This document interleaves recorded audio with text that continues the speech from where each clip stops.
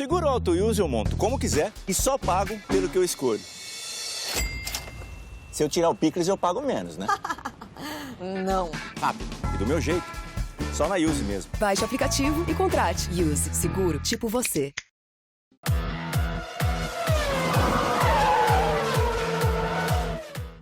Fala pessoal, boa noite. É boa noite, né? GP às 10 de quarta-feira, agora me botaram para as noites. Eu não entendi por quê.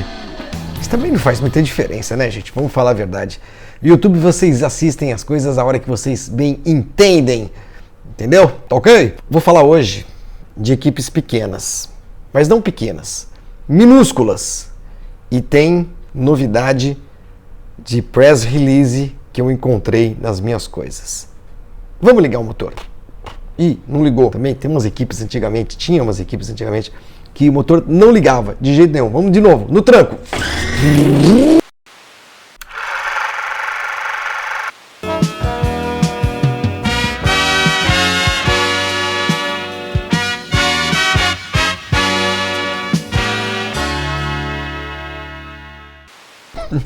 Pegou. Eu tinha preparado um elenco de assuntos, né? Ainda repercutindo o que aconteceu em Monza, mas eu já notei que nos nossos GP às 10 de todo o nosso pessoal do Grande Prêmio, ao longo desta semana, os assuntos foram abordados, né? Problemas do Vettel, a ascensão do Leclerc, o que mais? Estou com a lista aqui dos vídeos, vamos lá. O brilho da Renault, né? Na corrida de Monza, no Grande Prêmio da Itália e tal. E eu mesmo, na segunda-feira, fiz um vídeo falando um pouco sobre essa nova geração, os novos pilotos que estão chegando para começar a ocupar o espaço dos mais veteranos. Quem diria que eu viveria para dizer que o Vettel é veterano? Parece que foi ontem, aquele moleque imberbe, né? Ganhando o Grande Prêmio da Itália em Monza, em 2008, de Toro Rosso e tal. Resolvi falar de um assunto que não tem absolutamente nada a ver com a temporada de 2019, até porque até o Grande Prêmio de Singapura a gente vai ter tempo para discutir mais algumas questões ligadas a esse campeonato. Press releases! Já vou mostrar para vocês. É o seguinte, quem está acompanhando os meus vídeos nos últimos meses está se divertindo com essa história dos press releases da minha papelada velha, né, que eu guardei e guardo há anos, décadas, né, da época em que eu viajava para cobrir Fórmula 1 e também da época em que se distribuíam papéis nas salas de imprensa do mundo inteiro, com o que a gente chama de press releases. Release de imprensa, comunicado de imprensa, a gente pode traduzir assim. O que é isso, para quem não sabe? Você acabava uma corrida, muitas vezes você corria para ouvir os primeiros colocados na entrevista coletiva obrigatória e tal, depois saía correndo para o paddock para escutar os pilotos brasileiros, um ou outro personagem da corrida e tal, mas eram 26 que largavam, agora são 20, não importa, são muitos pilotos e muitas declarações, muitas aspas, como a gente diz, a gente acabava tendo de obter a partir das declarações que os pilotos davam para suas assessorias de imprensa, para as assessorias de imprensa das equipes. Uma coisa ou outra, puxa vida, por que o Montoya quebrou? A gente não conseguiu ouvir o Montoya. Aí vinha lá o comunicado da Williams, o Montoya teve uma quebra de motor. Nossa, o que aconteceu com o Zanardi, que ele abandonou na terceira volta? Puxa vida, a gente, né, ele não era um personagem importante da corrida, mas para informar os nossos leitores, a gente ia atrás dessa informação, muitas vezes elas chegavam via press release. Dei uma garimpada lá em casa, lá em São Paulo, no meu escritório e tal, não sei o que lá, encontrei um monte de coisa e passei a oferecer aos nossos youtubers, não, né, os nossos seguidores, sei lá, para dar de brinde àqueles que comprarem o meu lindo livro, O Boto do Reno, as histórias de um repórter de Fórmula 1 pelo mundo. Por que eu estou repetindo isso? Quem já viu os últimos vídeos pode estar achando uma coisa meio repetitiva, chata, mas primeiro porque eu quero vender livro, eu quero que esse livro chegue às pessoas, eu quero que as pessoas leiam, né? E é um livro muito bacana, que tem histórias das minhas viagens, né? Foi publicado em 2005, que foi justamente o último ano que eu viajei para todas as corridas, né, da temporada. Bom, é um livro legal, um livro que tem essas histórias, muita gente me pergunta, poxa vida, esses seus textos, onde é que a gente acha? Muita coisa está aqui no livro e não está na internet, felizmente, né? Então tem que comprar o livro mesmo. Mas para estimular as pessoas a comprarem o livro, eu sei que as pessoas que gostam de Fórmula 1 são loucas por qualquer coisa de Fórmula 1, eu passei a oferecer esses press releases antigos de equipes que já não existem mais. O primeiro lote, por exemplo, o pessoal ganhou releases da Benetton, da Jordan, da BAR, da Prost, da Bridgestone, da Toyota, enfim, coisas de 20, 15 anos atrás, coisas muito legais. No segundo lote, eu ofereci press releases históricos, como por exemplo da primeira vitória do Barrichello, né, o comunicado de imprensa da Ferrari no dia 30 de julho, de 2000, foi quando 30 ou 31? Ixi, 30, acho que foi 30. O Grande Prêmio da Alemanha de 2000, em Hockenheim, o press release do sábado de Imola, né, com a Sintec, a extinta Sintec, comunicando a morte do Roland Ratzenberger, vitória do Rubinho em Nürburgring e também em Budapeste em 2002, a vitória do Johnny Herbert pela Stewart em Nürburgring em 99, também tinha nesse lote da última vez aí um press release histórico do Grande Prêmio da Europa de Jerez em 97, título do Jacques Villeneuve, então, enfim, coisas muito legais. E eu achei outras coisas bárbaras. Então, este vídeo é para falar de duas equipes em particular, que tem lembranças aqui, já vou mostrar, e também para oferecer mais um lote de livros. Tenho 30 livros aqui no Rio de Janeiro, que eu trouxe de São Paulo na última viagem, que eu vou oferecer a vocês, para vocês comprarem. Tem de escrever para o meu e-mail, que está aí embaixo, ó, na descrição do vídeo, tem aí, só por e-mail, tá, gente? Escrevam só assim, olha, Flávio, eu tenho interesse no livro dos releases, como é que eu faço? E aí eu vou mandar uma resposta padrão para todo mundo, explicando como é que faz para adquirir este belo produto com essas belas lembranças, tá? As lembranças são de duas equipes em particular, e a última lembrança é bem especial, que não é de equipe nenhuma, mas eu já mostro. Olha só que bárbaro que eu encontrei. Press release de apresentação da Forte Corse, gente, de 1995, né? Foi isso, foi Forte Corse. É verdade, eu não tinha errado. Então estamos falando de 1995. Isso aqui foi o seguinte, gente. A Forte Corse foi uma equipe criada em 1995. Estou só olhando aqui os resultados dela. Basicamente, para abrigar o Pedro Paulo Diniz. Pedro Paulo Diniz vinha da Fórmula 3000, família riquíssima, dona do Pão de Açúcar, vocês se lembram, não é mais, a família Diniz vendeu o Pão de Açúcar, mas o Pedro Paulo era um piloto sem grandes resultados, é verdade, mas que tinha lá as suas qualidades e tudo mais, e o Abílio Diniz acabou montando um baita esquema comercial envolvendo o Pão de Açúcar e fornecedores do Pão de Açúcar, que se transformaram em patrocinadores da equipe, para que a Forte, que vinha da Fórmula 3000, virasse uma equipe de Fórmula 1, para poder promover a estreia do Pedro Paulo Diniz, que era muito jovenzinho e tal. Pedro Paulo Diniz, em 95, deixa eu ver aqui, ele tinha 25 anos, 24 para 25 anos. Aí, foi criada essa equipe, foi montada a Forte Corse, com patrocinadores, sei lá, eu não vou lembrar de todos, mas assim, Parmalat, Arisco, deixa eu ver se eu lembro de alguma outra marca, enfim, gente, eram diversas, deixa eu ver aqui uma foto bacana do carro da Forte Corse, que aí eu vou lembrar para vocês. Cerveja Kaiser, que mais? Parmalat eu já falei, Marlboro, Sadia, a Parmalat era a principal patrocinadora, enfim.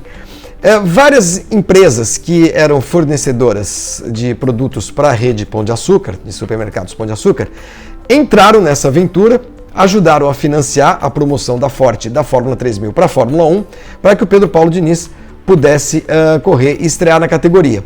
Em troca, além do dinheiro, essas marcas passaram a ter também posições privilegiadas nas lojas do Pão de Açúcar e tudo mais. Enfim, um negócio comercial, um acordo comercial absolutamente engenhoso e que permitiu que o Pedro Paulo estreasse na Fórmula 1 em 1995, tendo como companheiro de equipe o já veterano Roberto Moreno.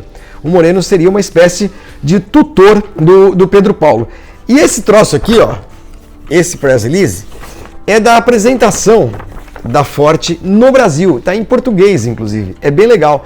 Ela aconteceu, lembro direitinho, aconteceu num restaurante ali na Vila Olímpia, se eu não estou enganado. Acho que sim, na Vila Olímpia. Se não foi na Vila Olímpia, foi talvez em Pinheiros. Acho que foi na Vila Olímpia. E com a presença dos dois pilotos e de um jovem garotinho chamado Augusto Júnior.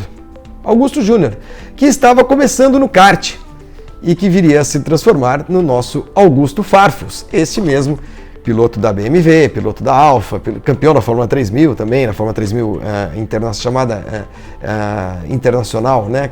Europeia, perdão, Fórmula 3000 europeia, a mesma que o Massa ganhou, o Augusto Farfus ganhou também, e ele era um garotinho, 9, 10 anos de idade, sei lá, na apresentação ao lado do Roberto Moreno e do Pedro Paulo Diniz. Esse aqui que eu vou, em 2 páginas, que eu vou oferecer para vocês, com cópia, claro, é o press release da apresentação que descreve o que era a Forte Corse. Começa assim, ó: o nome Forte se identifica com o sucesso em corridas e campeonatos de Fórmula 3 e Fórmula 3000 há 20 anos.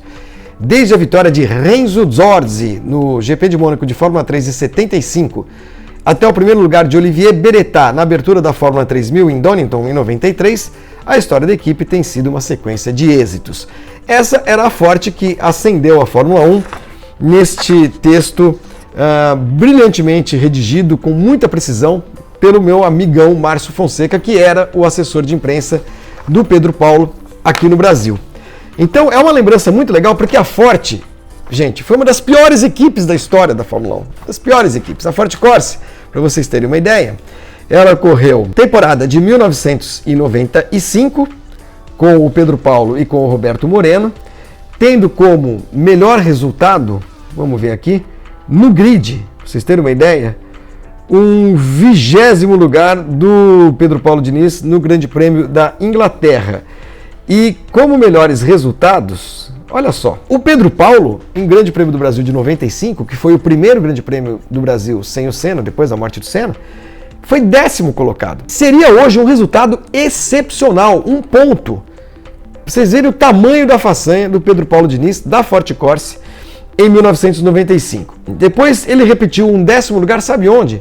Em Mônaco. Eu estou dizendo isso porque muita gente tem o Pedro Paulo como um péssimo piloto, uma droga, imagina, pagante e tal, e não era. O Pedro Paulo cresceu muito na Fórmula 1, era muito respeitado, inclusive.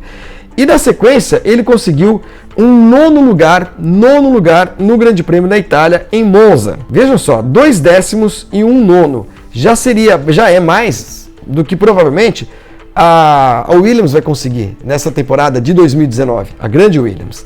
Isso foi em 1995, até o melhor resultado de todos, que foi um 7º lugar no Grande Prêmio da Austrália em Adelaide. Olha só, gente.